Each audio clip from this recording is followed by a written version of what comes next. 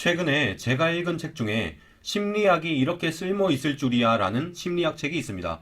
이 책에는 유익한 내용이 많은데 그 중에 하나가 바로 좋은 습관을 만드는 효과적인 방법입니다. 오늘은 그 내용과 제가 수험생 시절에 크게 도움되었던 공부 습관을 소개하려고 합니다.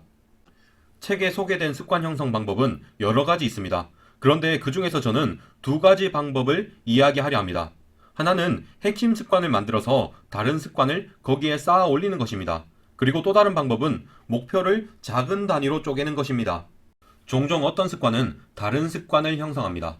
예를 들어 전효진 변호사가 쓴 독하게 합격하는 방법이라는 책을 보면 아침에 씻지 않고 바로 공부 장소로 가는 것이 공부량을 늘리는데 도움되었다는 내용이 있습니다. 일단 공부 장소에 도착만 하면 꾸준히 공부하는 것은 덜 힘드니까 아침에 최대한 빨리 나가는 것만 신경 쓴 것입니다. 아침에 씻지 않고 바로 나가는 습관은 오래 공부하는 습관으로 연결되는 핵심 습관입니다. 그리고 오래 공부하는 습관을 작은 여러 습관으로 쪼갰을 때 그 중에 하나이기도 합니다. 그러면 구체적으로 어떤 습관이 합격에 도움되었느냐고 물어볼 수 있습니다.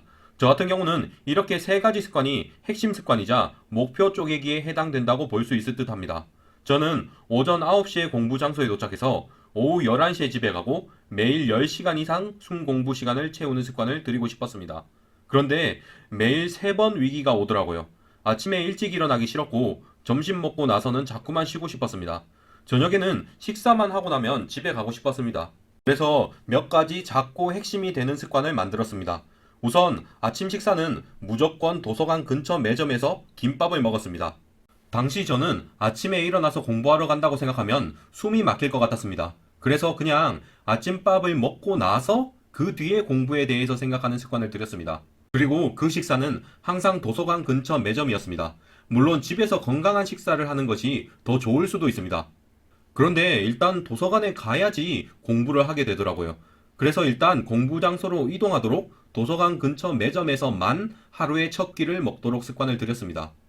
그리고 두 번째 습관은 바로 점심 먹고 나서 쉬고 싶을 때는 TV를 보는 것이었습니다.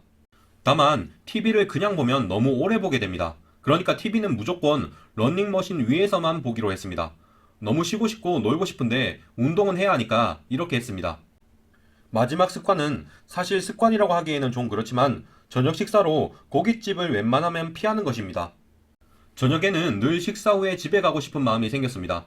특히 여러 사람과 오래 식사를 하면 더 집으로 가고 싶어지더라고요. 삼겹살 같은 메뉴를 먹으면 시간도 오래 걸리고 가끔은 술도 마시게 되더라고요.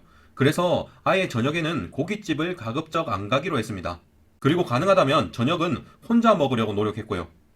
제가 말씀드린 습관은 전부 핵심 습관이자 큰 습관을 실천하기 위해서 작게 쪼갠 것입니다. 제가 실천한 방법을 하지 않아도 됩니다.